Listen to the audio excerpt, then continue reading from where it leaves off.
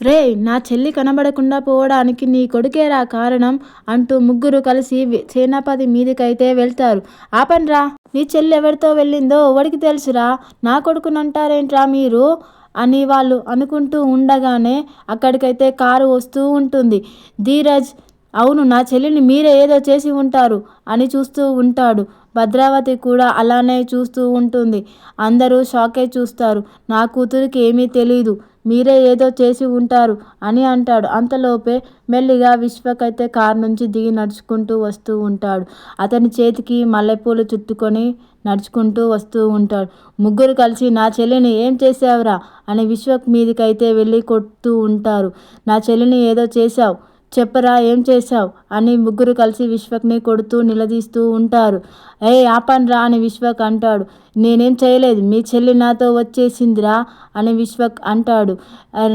నా చెల్లిని, మా కూతుర్ని ఏం చేశావురా అని రామరాజు అయితే అడుగుతాడు.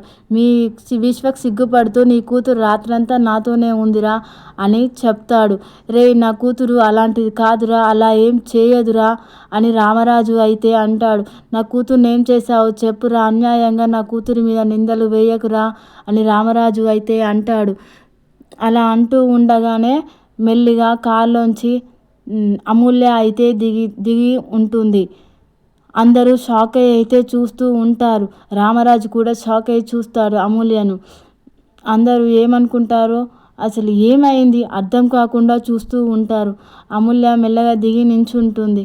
అక్కడికి విశ్వక్ అయితే వెళ్ళి అమూల్యను తీసుకొని నడుచుకుంటూ వస్తూ ఉంటాడు.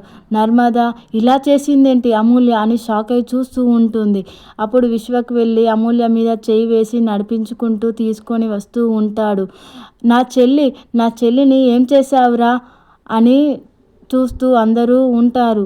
అలా అరుస్తూ ఉండగానే అమూల్యను తీసుకొని నడుచుకుంటూ వస్తూ ఉండగానే అమూల్య అయితే అంటుంది, ఇతనికి నాకు పెళ్ళయింది, విశ్వక్ నా భర్తని మీరు ఎవరు ఏమి అయితే అనొద్దు, మా ఇద్దరికైతే పెళ్ళయింది అని అమూల్య అయితే చెప్పేస్తుంది తాళి చూపిస్తూ. భద్రావతి చూసి షాక్ అవుతుంది. తాళిని చూసి, నేను రాత్రంతా తీసుకెళ్ళి పాడు చేసి వదిలేయమని చెప్పాను, కానీ వీడేంటి తాళి కట్టాడు అని షాక్ అయ్యి అయితే చూస్తూ ఉంటుంది. అప్పుడు రామరాజు కూడా తాళిని చూసి చాలా షాక్ అయితే అవుతాడు. అందరూ అలాగే షాక్ అయి చూస్తూ ఉంటాడు. అమూల్య అయితే చెప్పేస్తుంది, నా భర్తను ఎవరేమి అనొద్దు.